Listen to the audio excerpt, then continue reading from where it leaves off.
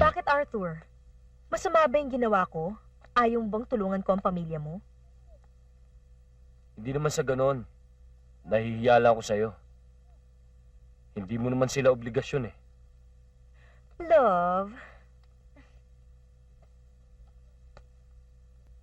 alam mo, yung sayo ay sakin, at ang sakin ay sayo. Ang gusto ko lang naman ay magtulungan tayo eh.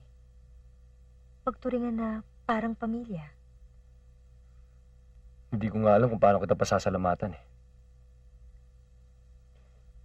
Wala yun.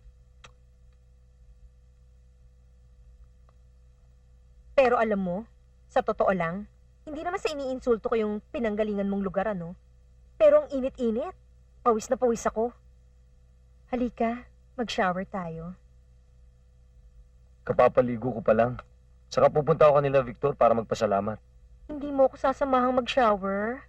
O sige, mauna ka na lang at susunod ako. O sige, bilisan mo ha.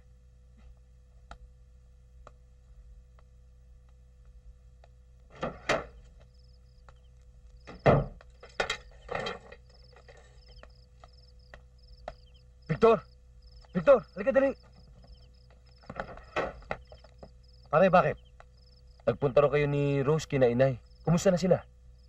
Dapat nga pare, magpasalamat ka kay Miss Rose. Alam mo ba, pagdating namin doon kanina, inuhuli ng mga pulis ang nanay mo dahil sa utang. Ayun, binayaran niya. Pare, patay na patay si Miss Rose. Nagigilty ako, pare.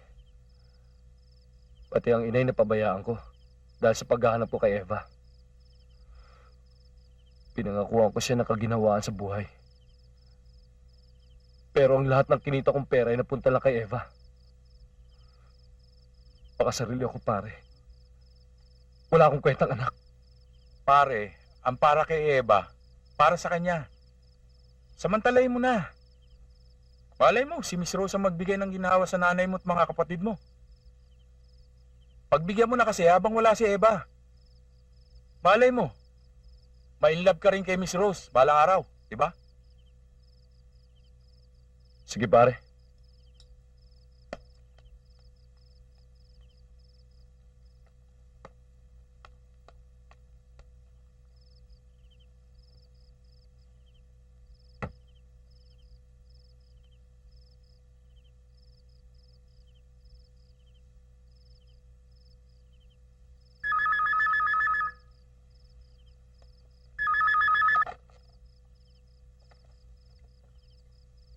Hello? Victor, ang galing-galing naman pala ng kaibigan mo eh. Eto, pakinggan mo siya.